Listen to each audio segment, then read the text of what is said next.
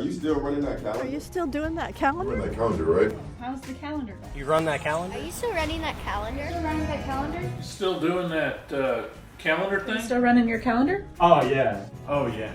Oh, yeah. Oh yeah. Oh, yeah. Oh yeah. Oh yeah. I am still running the calendar.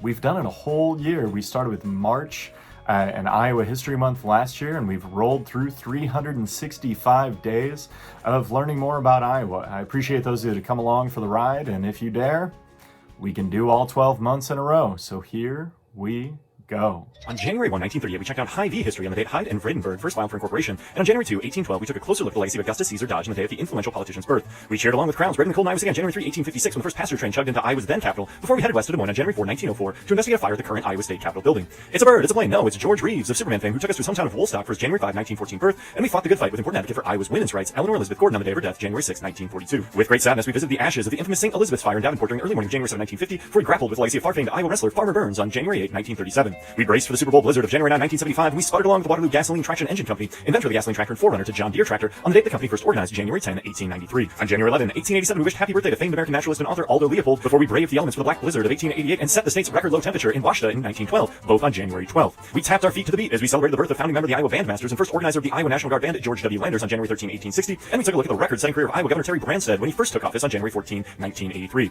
We checked out one of the first Carnegie Public Libraries in America on January 15, 1892, when famed American steel magnate Andrew Carnegie granted funds to Fairfield to construct the building, and we took the oath of office with Governor Robert D. Ray on January 16, 1975. The mother of women's suffrage in Iowa, Mary Jane Whiteley Coggeshall, gave us the chance to look at the fight for the vote on January 17, 1836, before we tipped off the first ever 5-on-5 basketball game on January 17, 1896, in the closed gym at the University of Iowa. We stayed in Iowa City to reflect on the life and legacy of Hawkeye Hoops great Chris Street on the day the Indianola basketball star died in a tragic accident, January 19, 1993, and on January 20, 1982, we joined the crowd of Vets Auditorium in Des Moines for the infamous incident where Ozzy Osbourne bit the head off a bat. We gathered with the Iowa Territorial Legislative Assembly to create a new capital in Iowa City on January 21, 1839, before we trekked with 55 bobsleds full of angry Dutchmen headed across Sioux County to steal the county seat on January 22, 1872. On January 23, 1934, we rode along with Bonnie and Clyde, the infamous American outlaws robbed the bank in Rembrandt, and on January 24, 1922, we bit into the history of the Eskimo pie on the day Christian K. Nelson of Ottawa patented his delicious dessert innovation. We headed to the Clink on January 25, 1839, when the Iowa Territorial Legislature approved funding for the historic Fort Patterson Penitentiary, and on January 26, 1996, we shivered as we braved the blizzard which dropped over a foot of snow throughout the state. Back-to-back Hollywood birthdays await us on January 26 and 27 as we first went to Denison to celebrate the wonderful life of actress Donna Reed, before taking a long journey to Cedar Rapids to celebrate actor Elijah Wood. An invitation to the opening of Terrace Hill in Des Moines took us to the Iowa Governor's Mansion on January 29, 1869, and we took a closer look at the muscatine button industry on the date famed buttoner John F. Buckle died January 30, 1912. January 31, 1903 took us to Algona to get the scoop on Iowa newspaper magnate and one-time owner of the Cardiff Giant, Gardner Mike Cowles Jr., on the day of his birth.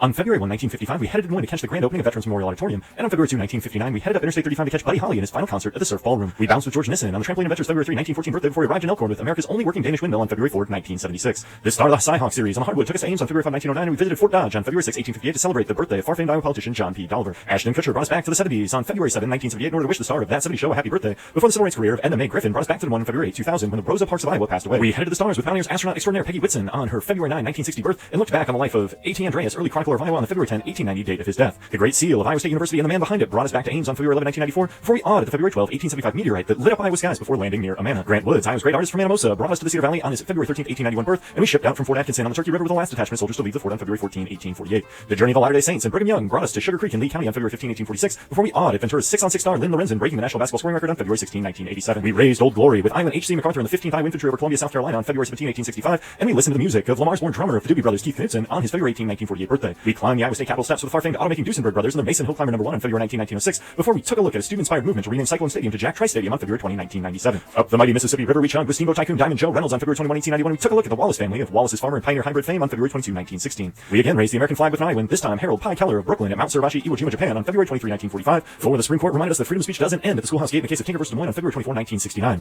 We stopped in Iowa City, witnessed the creation of the University of Iowa on February 25, 1847, and we wished a happy birthday to Buffalo Bill Cody of LeClaire on the date of his February 26, 1846 birth. Laura Dunlap of Des Moines gave us a window into the Progressive Era on February 27, 1872, before the birth of legendary University of Iowa football coach Hayden Fry awaited us on February 28th. And ours is more top 10 hits than Elvis or the Beatles, was born in Clarinda on March 1, 1904. He's Glenn Miller. He also disappeared over the English Channel while serving in World War II. World-renowned bass baritone opera singer Simon Estes was born in Centerville on the 2nd of March. Iowa wouldn't be Iowa without March 3rd, 1845's Congressional Act approving Iowa's admission into the Union, and a silent film star turned Senate bathing beauty named Juanita Hansen rose to national fame after being born in Thor, Iowa, March 4, 1895.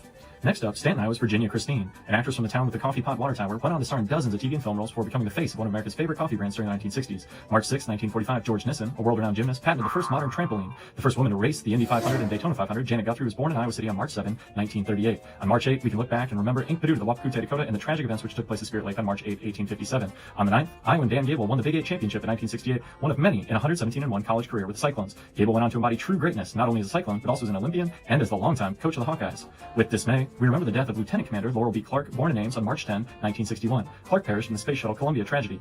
Herm McFarland, born in Des Moines on March 11, 1870, knocked it out of the park, and we can celebrate the man who hit the first Grand Slam in the history of the American League. The 2006 University of Iowa men's basketball team cut down the nets in Chicago after winning the Big Ten championship on March 12, 2006, behind the leadership of Iowans Jeff Horner, Greg Bruner, and Adam Haleska. We can go from Hawkeyes to Cyclones, well, sort of, when we recollect March 13, 1990, a day when 14 tornadoes touched down throughout the state. On the 15th, Iowa should look back to the day in 1945 where a B-17 bomber crewed by Keystone, Iowa's Sergeant First Class Marvin Steiny Steinford was shot down following a successful bombing raid on Berlin Tank Factory during the final weeks of World War II. We should all take a moment to think of the sacrifice made by many Iowans and thank whatever powers that may be that Sergeant Steinford's remains were able to return home 65 years after his disappearance. On the 15th, we awed Marengo's Rick Wanamaker blocking Lou Alcindor's shot as the 1969 Drake Bulldogs fought their way to the Final Four before falling to UCLA. Walt Cunningham can take us from Creston to the cosmos as we celebrate the Apollo 7 astronaut's birthday on March 16. Cale Sanderson pinned eventual UFC champion Daniel Cormier on March 17, 2001 to capture his second of 4 NCAA titles for the Cyclones during a perfect 159-0 collegiate career. On the 18th, we can thank the first responders who spent the early hours of that day in 2001 helping in the aftermath of Amtrak's California Zephyr crashing near Nottoway. The first ever NFL draft pick and Heisman Trophy winner Jay Berwanger was born in Dubuque on March 19, 1914. March 20th, 2010 represents one shining sports moment special to many Iowans, Ali Farokhmanesh's immortal shot to beat top-seeded Kansas and move the Panthers to the Sweet 16 in the men's basketball tournament. The 21st again sends us back in time to an unfortunate railroad moment when we examine the 1910 Green Mountain train wreck, the largest railroad disaster in the history of the state. We can relive the past of Iowa State University on the 22nd and 23rd as we first take a look at the history of the college, created with funds approved by the state legislature on March 22nd, 1858, as well as March 23rd, 2000, when a Cyclone victory moved the men's basketball team to the Elite Eight of the NCAA men's basketball tournament, the deepest run for the Cyclones to date. We can also reflect on Julian Dubuque on the day he died at his mines in 1810 on the 24th. We can wish a very happy birthday to Nobel Prize winning agronomist Norman Borlaug on the anniversary of his birth, March 25th, 1914, on a farm outside Cresco.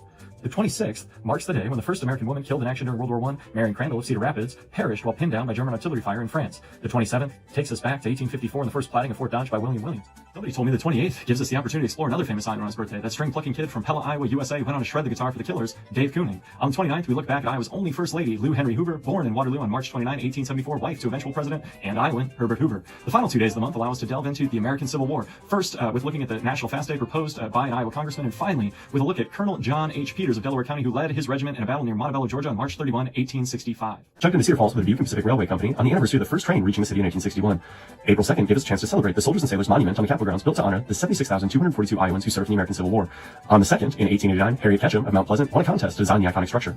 We took a deep dive into the Honey War over Iowa's southern border with Missouri on the anniversary of the United States Supreme Court officially deciding Iowa would keep its current shape on April 3, 1849. We visited the Iowa College for the Blind, first in Iowa City and later Vinton, on the anniversary of the school's 1853 opening on April 4th.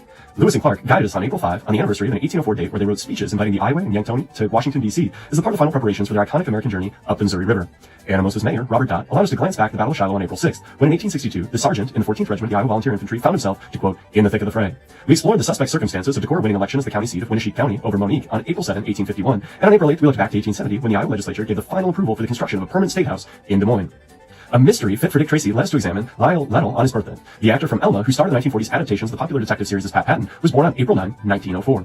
The worst late-season blizzard in Iowa's history wrapped up on April 10, 1973, and the calendar took us back to 20-plus inches of snow stranding a bear at the Holiday Inn near Amana while Iowans fought to dig out from the incredible storm.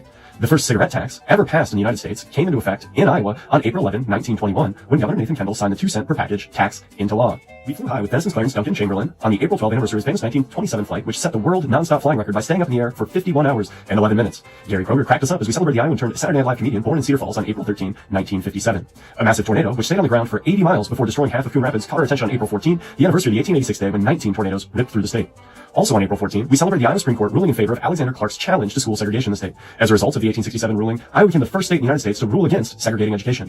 We went live with WHO AM Des Moines, which first broadcast on April 15, 1924. We relived the iconic All Things Iowa Station, memorable personalities Jim Zabel, Jack Shelley, Roy Fox, and even future President Ronald Reagan. April 16 gives us a chance to look back on the sacrifice of Private First Class Galen Grethen of Emmitsburg, who was killed in action while on patrol in Vietnam trying to save his platoon mate struck by enemy fire in 1966. We also rode along with Bonnie and Clyde on April 16 when the iconic American outlaws robbed the bank in Stewart during 1934. The crime is believed the final heist of the Barrow Gang's infamous career. On April 17, we danced the night away at the Surf Ballroom on the anniversary of the date when the North Iowa nightclub and music venue initially opened in 1933. The final stage to host Buddy Holly before he died in a plane crash north of Clear Lake. The Surf was rebuilt following a fire in 1947. A visit to the South Pacific awaited us on May 18 when we remembered the 1942 Doolittle raid and the death of Corporal Leland D. Factor of Plymouth. Corporal Factor was killed in action while bailing out of his B-25 bomber over the coast of China following the successful attack on the mainland of Japan. We surveyed the neutral ground with Nathan Boone on April 19, the date on which he originally started charting the northern Iowa boundaries between the Dakota, Ho-Chunk, Sauk, and Meskwaki in 1832. On April 20, we marveled at the Four City Flax Palace on the date crews took down the 1890s fiber-woven structure to facilitate a highway project in 1933. Fremont's own Ivan Combe, inventor of Clearasil, odor-eaters, and a variety of other personal care products, gave us a reason to celebrate on his birthday on April 21st. We cheered on the first train to cross the Mississippi River on April 22, 1856, and took a look at how the famed American Civil War trio of Abraham Lincoln, Jefferson Davis, and Robert E. Lee played a part in the steamy drama surrounding the first bridge in the United States to span the Mississippi River. Internationally renowned fashion designer Halston, born Roy Halston Frowick in Des Moines, Iowa on April 23, 1932, gave us a reason to celebrate the diverse pathways Iowans can take while changing the world through creativity and unique vision. We rocked along at Cyclone Stadium in Ames as it hosted Farm Aid 6 on April 24, 1993. The event featured the musical stylings of Johnny Cash, Neil Young, Willie Nelson, John Mellencamp, Charlie Daniels, and even Ringo Starr, among many others. The Nightcrawler Car Club secretary turned U.S. Poet Laureate Ted Kooser of Ames was born on April 25, 1939. The Pulitzer Prize-winning poet represents the only Iowa State alum or Iowan to win the prestigious Library of Congress post. More unbelievable artists awaited us on April 26 when we celebrated the birthdays of two Des Moines musicians. Joey Jordison of Slipknot fame and T-Boz of TLC both went on to Grammy-winning multi-platinum success in very different genres of music after getting their start in Iowa's capital city. Farm foreclosures and martial rule resulted in Lamar's after local farmers stormed the courtroom of Judge Charles C. Bradley on April 27, 1933. Angered by 1 in 7 Iowa farmers losing their land, the disgruntled agrarians drove the judge out of town and fit a noose around his neck before ultimately allowing him to go free. We whistle-stopped across the state with President Roosevelt on the anniversary of his two-day tour of Iowa in 1903 on April 28. April 29 gives us a chance to remember the final American soldier to die in Vietnam. Marshalltown's own Lance Corporal Darwin Lee Judge, killed in action during the evacuation of Saigon in 1975. Finally, we celebrated Roosevelt Rough Rider turned Oscar and Emmy Award-winning actress Cloris Leachman on the anniversary of her Des Moines birth in 1926. Rights on May 1st to celebrate the first sandwich shop, the iconic Iowa chain opening in Muscatine in 1926. The Winnebago County meteor of 1890 Audis is blasted into North Iowa on May 2nd. We took a look through the magic window with Mary Lou Varnum as we celebrated the popular children's television host on her May 3rd birthday. Elmer Layden, born in Davenport on May 4th, 1903, helped us break through the line as we explored the life of the famed Notre Dame fullback turned First National Football League commissioner. We raced down the homestretch with Matt Garner of Centerville on May 5th, the anniversary of the renowned horse jockey's 1934 win at the Kentucky Derby. William D. Leahy, born on May 5th, 1875 in Hampton, helped us sail through some World War II history as we consider life and career of one of America's most significant military decision makers of all time. With the 13th pick in the 1969 draft, the San Francisco Warriors selected Denise Long of Union Witten High School on May 7th. We look back at one of the greatest basketball careers in the history of Iowa high school athletics. Lions, Tigers, and Bears, oh my, on May 7, 1966, Blank Park Zoo, then the Des Moines Children's Zoo, opened in Iowa's capital city. On May 9th, we traveled back to 1938 when cuts to wages the Maytag plant in Newton sent workers on strike. Another meteorite, this time near Estherville, caught our attention on May 10th. The largest observed meteorite to ever strike North America, the fall in Emmett County, occurred in 1879. We took to the skies and the gridiron with the United States Navy Pre-Flight School at Iowa on the date of the final group of cadets entering training at the facility on May 11, 1944. The first train to cross Iowa to Council Bluffs chugged into the depot on May 12, 1869. We glanced back at the first ever Visha celebration on May 13, 1922. On May 14, we celebrated the 1964 birth of astronaut James M. Kelly, born in Burlington. Kelly twice captained the space shuttle successfully. With awe and sadness, we gazed at the destruction left in the wake of two F5 tornadoes striking Iowa on May 15, 1968, one in Charles City, the other striking Maynard and Olwine. Pella invited us to tiptoe through the tulips when we traveled back to the first Tulip Festival on May 16, 1935. On May 17, we abandoned Fort Sanford and headed toward the creation of Des Moines with Captain James Allen, the first United States Dragoons, and the anniversary of their move to the Raccoon-Des Moines confluence in 1843. We caught the Wells Fargo wagon in River City on May 18th to celebrate the 1902 birthday of the city's favorite son and famed composer of the Music Man, Meredith Willson. With horror, we consider the first murder on record in Iowa on May 19th, anniversary of George O'Keefe's murder by Patrick O'Connor near the Dubuque lead mines in 1834. The namesake of the Glenwood American Legion, Harvey T. Reimel, gave us a reason to recognize service and sacrifice on the date of his enlistment in World War I on May 20, 1913. The plan of the Oskaloosa City Council to fingerprint everyone in Mahaska County seat left us suspicious on the anniversary of the town's decision on May 21, 1934. We broke out our blue suede shoes to do the Jailhouse Rock with Elvis Presley on May 22nd, anniversary of the King taking the stage as the opening act for Vets Auditorium in Des Moines in 1956. Hug those radios, Hawkeye fans. On May 23rd, anniversary of Jim Zobble's 2013 passing, we celebrated the life of one of Iowa's most iconic voices. Governor Robert D. Ray's impassioned plea to the House of Representatives on May 24, 1979 to help Tide Dam refugees allowed us to consider Iowa for everyone on the anniversary of his congressional visit. We looked back on the life of Merle Hay, the first American soldier killed in action during World War I, on the anniversary of a monumental celebration of his life in his hometown of Glidden on May 25, 1930. The May 26, 1907 birth of Marion Robert Morrison, better known by his stage name of John Wayne or simply as the Duke, allowed us to visit his hometown of Winterset. The closing of the Schuler Mine, Iowa's largest coal production site near Waukee, caught our attention on the May 27 anniversary of the mine closing in 1949. We headed to Backbone State Park on May 28 to celebrate the creation of Iowa State Park System in 1919, and on May 29 we looked back at the latest blizzard ever on record, which dropped 10 inches of snow on the Mars over the course of 2 days during late May 1947. Shoeless Joe, Kevin Costner, and James Earl Jones reminded us, if you build it, they will come on May 30th, the anniversary of Cruise starting to shoot the popular film Field of Dreams near Dyersville during 1988. Finally, we looked back in the life of Donald Kinnick on May 31st. Kinnick, killed during a test flight during World War II, penned his final letter home on the date in 1943.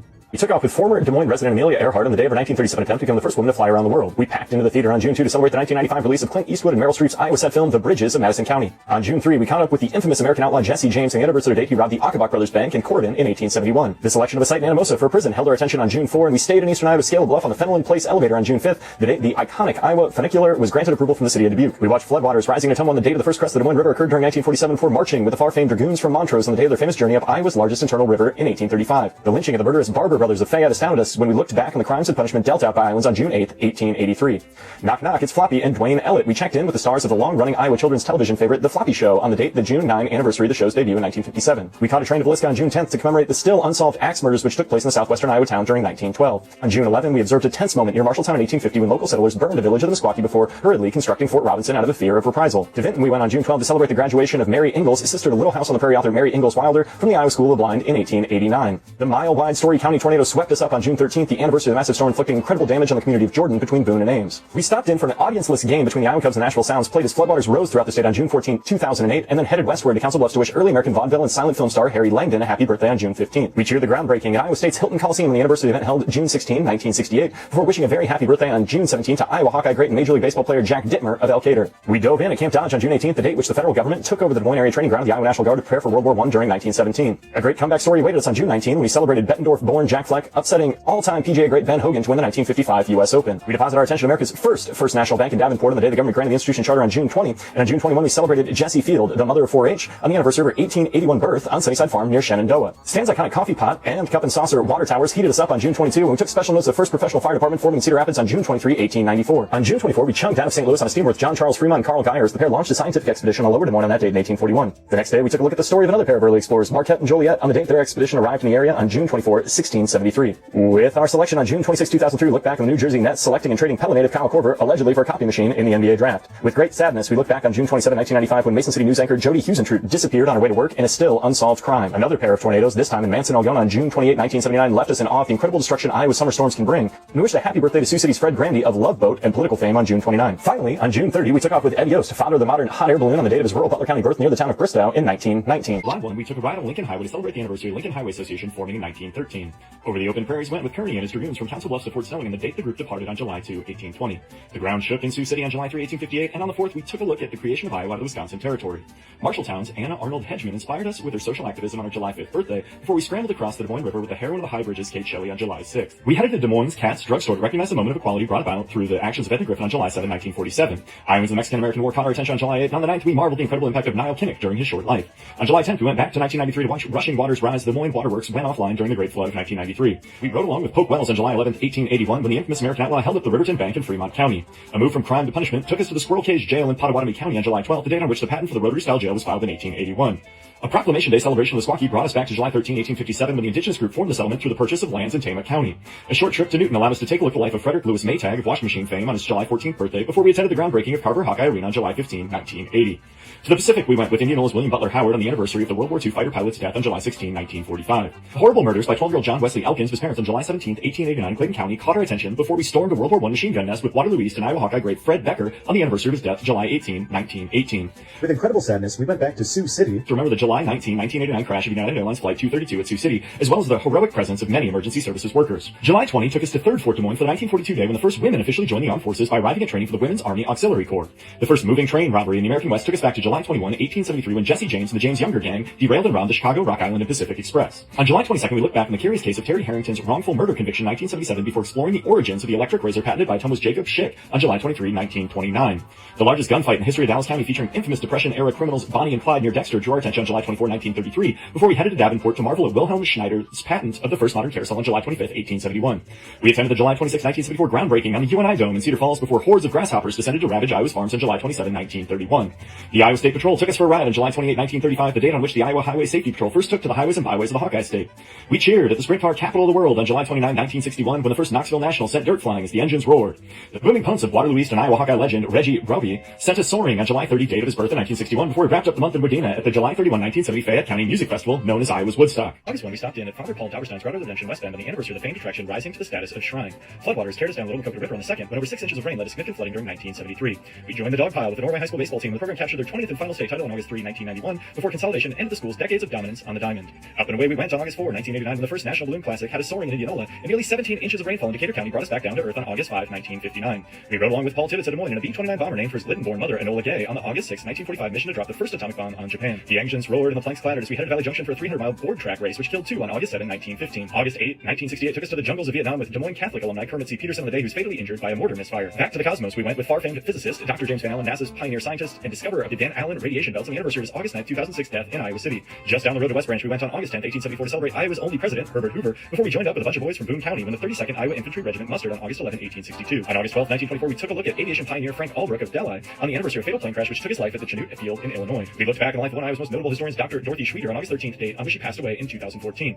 We got it poppin' with Cloyd Smith, founder of the American Popcorn Company and Jolly Time Popcorn, on his August 14th, 1871st birthday. On August 15th, 1830 we traveled outside of Iowa to the second multinational treaty separation with famed explorer William Clark as he negotiated with Iowa's indigenous peoples for the second major redrawing of America's maps for the lands which became the Hawkeye State. Tama Jim Wilson took us to Washington, D.C. on the anniversary of his August 16th, 1835 birthday. The longest ever serving United States cabinet member, Tama Jim served as Secretary of Agriculture under 3 different presidents. The purchase of the Great American Oaks made of Fort Dodge gypsum, the Cardiff Giant, by gardener Mike Cowles Jr. of Des Moines Register fame, gave us a show on August 17, 1935. We took a look at the curious case of Linda Eden and the Iowa City Fire Department on August 18, 1977. We arrived triumphantly back at First Fort Des Moines Montrose with Kearney's 1st United States Dragoons on August 19, 1835, as the group finished their 1,000-plus mile journey to take a look at the lands which would become Iowa for the United States government. Another expedition, this one the far-famed 1804 travels of Lewis and Clark, caught our attention as we looked back at the death of Sergeant Charles Floyd, the only member to perish in the attempt to ascend the Missouri, on the day he passed away on August 20, 1804. We played ball with James Leslie Wilkinson, founder of the Kansas City Monarchs and pioneering baseball promoter, on August 24, 1964, the date on which he passed away, long before he was elected by the Baseball Writers Association to the National Baseball Hall of Fame. On August 22, 1900, we caught a ride to a hobo hootenanny Brit, on the date on which the first official National Hobo Convention brought together rail riders from across the country in the Hancock County town. The longest ever labor stoppage at John Deere, which started on August 23, 1986, gave us a chance to visit the pickets in Waterloo and Dubuque, and on August 24, 1877, we skirted around the Des Moines Rapids on the Keokuk Canal with Robert E. Lee. To Pella we went on the August 25, 1868 death of town founder Hendrick Schulte before we hit the road for the first bicycle ride across Iowa, now known as Ragbri, on August 26, 1973. On August 27, 1889, we marveled at the opening of the Creston Bluegrass Palace, then we jammed along with Slipknot in the August 28th anniversary of the heavy metal band's release of their 2001 record titled Iowa. 2 pieces of railway history caught our attention on August 29th, the 1866 arrival of the Des Moines Valley Railroad in Iowa's capital city, as well as the 1877 accident near Altoona at 4 Mile Creek which killed 20 and injured an additional 35. We wish Bill Daly of I Dream of Jeannie fame happy birthday on his August 30, 1927 birth in Des Moines, and on the 31st we took a look at the tragic death of world heavyweight champion Rocky Marciano in a plane crash near Newton on August 31, 1969. Number 1, we visited the first courthouse in Muscatine, completed in 1841, before the second took us up to Iowa's capital city for a stop at Sec Taylor Stadium to celebrate the renaming of the park in 1959. We chugged into Sibley to check out Teddy Roosevelt on September 3, 1910. We remember the political career of Bork Hickenlooper on the anniversary of September 4, 1971 death. We looked back with sadness on the September 5, 1982 disappearance of Johnny Cash, one of the first missing children put on a milk carton after he was abducted during his newspaper route in West Des Moines. We stopped at the Des Moines River on September 6, 1969 for the official opening of the Red Rock Dam and Iowa's largest internal river before heading to the northwest to check out the September 7, 1886 dedication to the current Iowa State Fairgrounds in Des Moines. We celebrated the glass ceiling shattering work of American physiologist and Davenport native Ida Henrietta Hyde on the September 8, 1857 anniversary of her birth, before we chilled out on the 9th as we recalled the earliest Iowa fall freeze on record, which occurred in 1883. We took aim with Jefferson, Iowa's Olympic champion archer Doreen Wilbur on September 10, 1972 when she captured the gold medal in Munich, and on September 11th we looked back with incredible sadness on the stories of 8 Iowans killed in attacks on the World Trade Center and Pentagon in 2001. September 12, 1867 gives us a chance to reflect on Iowa civil rights history as we challenged school segregation with little Susan Clark of Muscatine on the day she was denied admission to a local school, ultimately resulting in the Iowa Supreme Court decision barring segregation in Iowa's public schools. We took a slow ride with Sioux City and Foghat bassist Craig Thunderfingers McGregor on the date of his September 13, 1949 birth, before we headed down to Old Mexico with Fort Madison's first lieutenant Benjamin Stone as he raised Old Glory over the National Palace of Mexico City in a culmination of the Mexican-American War. A couple of iconic Iowa palaces caught our attention on the 15th and 16th, first as we explored the Forest City Flax Palace completed in 1883, and then on down to Ottumwa we went to the Ottumwa Coal Palace completed in 1890 on the banks of the Des Moines River. We hoisted the Cy Hawk Trophy and explored its initial awarding on September 17, 1977 as the Hawkeyes beat the Cyclones on the gridiron 12-10, before we got an adjustment with founder of chiropractic D.D. Palmer on the date of his breakthrough discovery September 18, 1895. A late blooming Hollywood success story awaited us with the September 19, 1862 birth of Adeline DeWalt Reynolds of Son of Dracula and Ten Commandments fame. On the 20th we reflected on the life of Jack Trice as well as the stadium named for him, which opened on September 20, 1975. We marveled at Eastern politician turned wannabe cowboy John F. Kennedy as he rode a mule of the Sioux City Stockyards following the September 21, 1960 speech, and then we headed back to Des Moines to celebrate the September 22, 1851 incorporation of Iowa's capital city. A trip on the space shuttle awaited us. We celebrated Patton, Iowa's astronaut Lauren J. Shriver on the date of his birth, September 23, 1944. We braced for winter as we measured Iowa's earliest measurable snowfall on September 24, 1942, and on the 25th we looked back at the life of Cascade-born Spitballer and Chicago White Sox Hall of Famer Red Faber on the anniversary of September 25, 1976 death. We rocked along with Bruce Springsteen and the E Street Band at Universal Hanshaw Auditorium on September 26, 1975. We made sure to write down the final airing date, September 27, 1981, of Dr. Max and Bombo in our important books. September 28, 1919, quarantine at the hospital at Camp Dodge gave us an opportunity to look back on the 20th century's greatest pandemic before we skidded off a highway near Hampton on September 9, 1905 in Iowa's first fatal automobile accident. Finally, on September 30, we mustered with the 8th Iowa Cavalry and the 26th Iowa Infantry to tag along to explore Iowans in the American Civil War from the Mississippi Theater all the way to Sherman's March to the Sea. Silver One brought us to Iowa City for the first ever football meeting between the Cyclones and Hawkeyes in 1894 before we flew across the Pacific to remember Thomas Odenbaugh of Ottumwa killed in the Korean conflict on October 2, 1950. We headed to Western Iowa on October 3 to marvel the first Corn Palace of Sioux Falls opened to the public officially in 1887. A papal visit brought about by Madison County farmer Joe Hayes' request to John Paul II sent us to Living History Farms for Mass on October 4, 1979. Then we headed east to Iowa Stadium, now Kinnick, on the University of Iowa campus for the first ever football game held on one of Iowa's most hallowed Carload Gridirons on October 5, 1929. We also got a Hawkeye bonus on the 5th when we met Herky the Hawk for his debut at a University of Iowa pep rally on that date, 1956. He rode the Great White Way, or White Pole Road, on October 6, 1913, the date the route became the first certified route approved by the Iowa State Highway Commission. The gathering of Iowa's constitutional framers, the Old Stone Capitol in Iowa City, brought us together on October 7, 1844, the date the group first met to hammer out the document which continues to define our state government today. Mixed legacy of tragedy and triumph surrounding Iowa State's first African-American athlete, Jack Trice, brought us names on October 8, 1923, the date of his death, as we explore the legacy embodied in Jack Trice Stadium, the only major college football stadium in America named to honor a black athlete. He chugged south for a stop at Valley Junction October 9, 1893, the date the town incorporated, which today forms the heart of West Des Moines, before we moved across the state to Waterloo, the first meeting of the Dairy Cattle Congress on October 10, 1910. Final 1840s dispossession of the Sauk and Meskwaki gave us an opportunity to reflect on the persistence and importance of Iowa's indigenous peoples in the October 11, 1845 date, in which treaties signaled the removal of tribes from the state.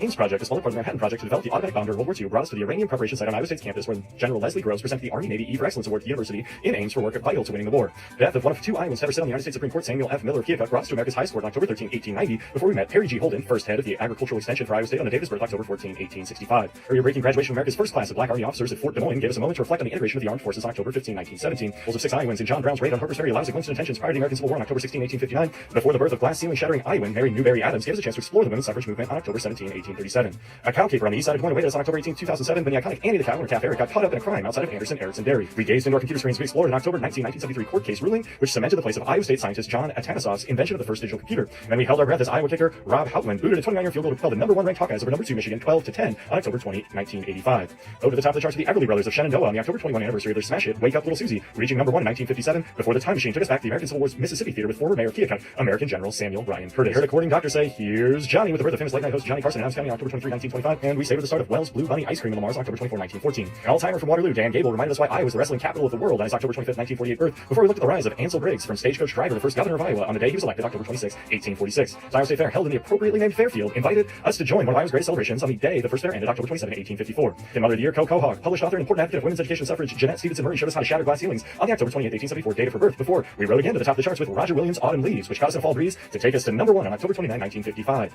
The stoic faces of Iowa farmers depicted by Grant Wood held their gaze on the October 30, 1930 debut of American Gothic, the Art Institute of Chicago, and we closed the month with a visit to Audubon's Albert the Bull on October 31, 1964, the date the iconic Iowa bovine was dedicated. One, we looked back with sadness on a shooting which killed 6 on the University of Iowa campus in 1991, and we stayed in Iowa City as we journeyed back to November 2, 1985, when Hayden Fraz Hawkeyes debuted the ANF, or American Needs Farmers Helmet decal to show support for Iowa agriculture during the depths of the 1980s farm crisis. We journeyed west to witness the birth of the heater from Van Meter, Bob Feller, on the November 3, 1918 birth of the Baseball Hall of Famer and World Series champion. The November 4, 1962 death of Frederick Lewis Maytag II brought us new to consider the short life of the Maytag Company chairman and co-founder of Maytag Dairy Farms. The deadliest fire in the history of Des Moines, the November 5, 1978 Merle Hay Mall fire brought us to Iowa's capital city before we took a look at professional baseball player turned preacher Billy Sunday on the November 6th anniversary of his 1935 death. The namesake of Iowa State University's most iconic building, William Beardshare, gave us a chance to look at the early history of the university on his November 7, 1850 birth, and we ran for office with George Taylor of Oskaloosa, the first ever African-American listed on a presidential ballot on the day he ran for America's highest office, November 8, 1904. Floyd of Rosedale, a pig from Fort Dodge, turned trophy for football games between Iowa and Minnesota, gave us a chance to look back on November 9, 1935 and a bet between the state's governors. And on November 10th, we took a ride on the Underground Railroad with anti-slavery minister and founder of Tabor, John Todd, and the anniversary of the abolitionist's 1818 birth. We caught a chill as we looked back on November 11, 1940 Armistice Day blizzard before we headed back to Des Moines with heavy hearts to remember abducted 12-year-old Johnny Gosch on the anniversary of his November 12, 1969 birth. The tragic death of Waterloo's 5 Sullivan brothers on the USS Juno during the Battle of Guadalcanal on November 13, 1942 made us appreciate the sacrifices made by many Iowans during World War II, and we celebrated the birth of future First Lady Mamie Dowd Eisenhower, born in Boone on November 14, 1896. We headed way back to November 15, 1872 and the death of Frenchman and early Iowa fur trader Charles Larpenteur before the November 16, 1912 death of Iowa's 12th governor William Larrabee brought us to historic Montauk in Claremont. The great tragedy of November 17, 1973, known as the Gitche Manitou murders, brought us to extreme northwestern Iowa to take a look at the unbelievable violence which took place at one of Iowa's state parks. Iowa's state flag, originally designed by Knoxville's Dixie Cornell Gephardt, gave us a chance to head to the seat of Marion County on the anniversary of November 18, 1866 birth, where we headed just up the road to Carlisle for the birth of McCaughey septuplets on November 19, 1997. Blaze of the old Capitol on the Pentecrest in Iowa City drew our attention November 20, 2001, and the car crash death of Iowa's only sitting governor to die in office, Bill Beardsley, brought us back to Des Moines on November 21, 1954. Took a closer look at the Great Seal of Iowa and its territorial precedence on November 22, 1838, the date the General Assembly first asked to inspect one of Iowa's most important symbols. To the Seven Seas we went with Oskaloosa's Admiral Frank Friday Fletcher on the anniversary of his November 23, 1855 birth, before he looked back with great sadness on the explosion at the Keokuk Armory which killed 21 on November 24, 1965. The death of 20-year-old Army Sergeant Gregory Tull of Pocahontas took us to Operation Iraqi Freedom on November 25, 2005, and we went live on the air with R.J. McElroy's KWWL Waterloo on the November 26, 1953 date of the iconic Eastern Iowa television station's first broadcast. The dubious claims of infamous cancer quack Norman Baker of Muscatine caught our attention on the Great Grifter's November 27, 1882 birthday, and we looked at the life of Niall Kinnick's granddaddy and Iowa's 21st governor, George Washington Clark, on the November 28 anniversary of his 1936 death. The death of Hollywood legend Cary Grant in Davenport on November 29, 1986, as well as the November 30, 1809 death of important abolitionist Ephraim Adams of the Iowa Band of Congregationalist Missionaries helped us close out the month. December 1, 1857, we headed west with a move the capital of Iowa from Iowa City to Des Moines before we went back immediately to Iowa City to take a look at the December 2, 1958 selection of University of Iowa quarterback Randy Duncan, number 1 in the NFL draft, as well as the December 2, 1998 hiring of Hawkeye head football coach Kirk Ferentz. We got in the holiday spirit with Wall Lake's multi-platinum selling recording artist Andy Williams on his December 3, 1927 birthday, and on December 4, 1921 we examined meatpacking in Iowa on the anniversary of influential Ottumwa meatpacker John H. Morrill's death. Another piece of Hawkeye history caught our attention on December 5, 1939 when Adele's favorite son, Niall Kinnick, hoisted the Heisman Trophy. On December 6, 1876 we chugged up the steps of the Iowa State Capitol on a Mason hill climber on the date of the famous automobile manufacturer Fred Duesenberg's birth. A day which lives in infamy for all Americans. December 7, 1941 took us to Pearl Harbor as we examined the return of remains to the Hawkeye State thanks to DNA testing of 2 Iowans unfortunately aboard the USS Oklahoma on the tragic day which drew the United States into World War II. We celebrated with Des Moines-born Bill Bryson on the date of the author's December 8, 1951 birth before we headed to Eastern Iowa to hoist the first ever Heisman Trophy with Dubuque senior standout footballer Jay Berwanger on the December 9, 1935 date which he won college football's most prestigious award. We arrived at the newly built Iowa Children's Hospital with Santa Claus during the Jolly Old Man's first ever visit to the Iowa City facility on December 10, 1919, and we took a look at the career of poet-writer J.G. Sigmund of the Wapsie Valley on the date of his December 11, 1855 birth. We rode into Marcus to celebrate the opening of America's oldest cooperative elevator on its December 12, 1887 incorporation before the one-in-hand tie company of Clinton introduced the world of clip-on tie on the date the invention's first patent found approval, December 13, 1928. The reality that freedom of speech doesn't end at the schoolhouse gate reminded us of the Tinker family's fight for freedom of speech on December 14, 1965, and we headed way back to December 15, 1797 to examine the life of Indigenous interpreter Antoine Leclerc on the day of his birth.